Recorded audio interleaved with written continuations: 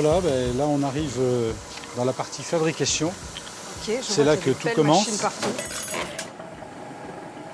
Ici, on est dans un atelier d'orfèvrerie. Oui. C'est quoi le métier d'orfèvre? Qu'est-ce que ça fabrique exactement? Étymologiquement, l'orfèvre, c'est le faiseur d'or. Eh oui. On fabrique des timbales, des ronds, des coquetiers, des plats de service. Ok, tous les objets de l'art de la table. Voilà. L'orfèvrerie commence à apparaître, si vous voulez, avec les couverts. Avant que ce soit des pièces, c'est surtout des couverts. Ouais. Avec la fin du XVe siècle, ce qu'on appelait les cuilléristes à Paris. Très vieux métier, quoi. Oui, un vieux métier, oui, absolument.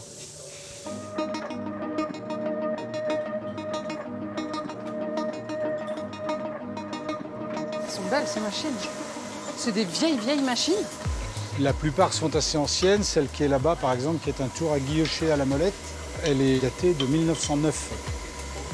Faut que vous m'expliquiez ce que ça veut dire que guillocher, parce que moi, je ne sais pas ce que ça veut dire. Guillocher, c'est reproduire sur une pièce circulaire, en l'occurrence, un décor qui figure ici sur la molette et qu'on va venir reproduire sur la pièce qu'on met là. Ah, d'accord, ok. Voilà. Une autre étape qui consiste à poser un décor sur une pièce, c'est le molletage. Ok. Anne, mon épouse, qui... Bonjour. Bonjour, Anne. Je vois que vous avez l'air de maîtriser les machines, Anne. Ah oui, et puis comme ça. Ça se sent. Donc c'est vrai, il faut être précis, puis après, ça se fait tout seul. Ah d'accord, ça se passe comme ça. Je pensais que vous alliez mettre en route la machine, mais non. Non, alors celui-là, il se fait à la main. Est-ce que vous pouvez me raconter un peu l'histoire de cet atelier? L'entreprise a été créée en 1928 à Sablé, dans la Sarthe, à 30 km d'ici. D'accord. Voilà. Et puis, en 2005, s'est présentée à nous cette entreprise qui s'est retrouvée en liquidation judiciaire. D'accord. Voilà. Et on a choisi avec mon épouse de racheter cette entreprise, de la faire redémarrer. On a développé des visites d'entreprise. On s'est dit, si on ouvre aux particuliers, d'abord on va faire connaître le métier, parce que c'est un métier totalement inconnu. Mais oui, qu'on a oublié. On s'est dit, il faut se lancer. Ça et nous en plaît, ouvrant on y aux va. particuliers, cette entreprise, elle doit vivre. Elle doit se développé. développer. Et c'est le cas.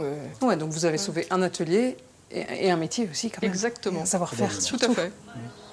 Super.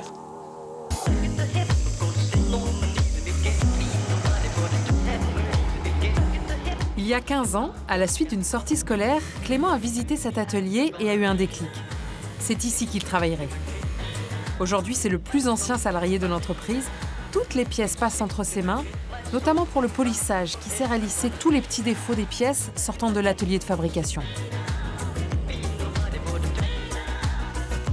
C'est ensuite à lui qu'est confiée la phase cruciale de l'argenture. Merci. Donc ici, nous avons les pièces qui ont été préparées avant au polissage. C'est bon, on se voit dedans. Hein. On les met sur un cadre pour pouvoir les tremper, les transporter au dégraissage. Donc là, on les passe dans l'ultrason. 2 minutes, ça émet des vibrations. Ouais. Et la pâte à polir va s'évacuer dans la cuve. Ok. Wow. Donc là, je les passe d'abord un rinçage mort, Ça, un c'est juste aller-retour. pour rincer. Rinçage courant, c'est de l'eau démi. Vous avez dit quoi? De l'eau déminéralisée. Ah, j'ai compris de l'eau bénite. Tiens, waouh. Quand même pas. Attention à vous. Attendez, je me pousse. Je vais juste les passer là-bas. Faut les suspendre une par une. Sur chaque crochet. D'accord. C'est assez délicat en fait. Hein. Donc suite au premier dégraissage, on va les passer dans le deuxième. Là, c'est un électrodégraissage. C'est ce qui va permettre de décaper une pièce par électricité. Donc là, c'est pas une vibration, ça va être une mousse. Ah oui. Oh, génial. On compte 2 minutes. Ça, c'était très rigolo ça. On les rince pour plus qu'il y ait de mousse. Et pourquoi est-ce qu'on prend un tel soin à les dégraisser, les nettoyer? Si jamais il en restait un peu, il se passerait quoi? L'argent n'irait pas dessus. Ça formerait une cloque. Ok. C'est quand même dingue parce que les couverts sont passés par 1, 2, 3, 4, 5, 6, 7, 8, 9, 10 bacs. Juste pour être dégraissés, rincés, dégraissés, rincés. Alors ça, si je comprends bien, c'est l'ultime bain. C'est le bain d'argent là, ouais. C'est un bain d'électrolyse où l'argent va venir se déposer sur les pièces. Moi, je suis très nulle en physique et mes cours remontent il y a un moment. Je sais que l'électrolyse, c'est un système de plus et de moins qui s'attire et se repousse.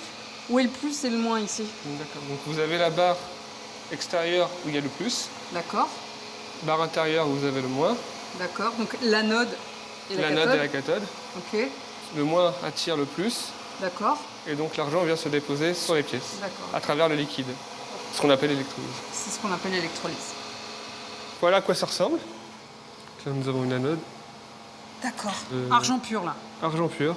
Et c'est ça qui termine sur les couverts, en fait. D'argenter les pièces, voilà. Ça s'use au plaque fur et à s'use. mesure des bains pour, à la fin, devenir ça. Ah oui, ok. Ah oui, bah là, on comprend. Voilà. Rien de plus compliqué. C'est assez fou, ce procédé physique, quand même. Juste avec de l'électricité, comment on arrive à faire migrer les particules de ça sur des couverts? Ah bah oui, il fallait le trouver. Il fallait inventer ça, ouais. Fallait le trouver. Moi, je trouve ça épatant.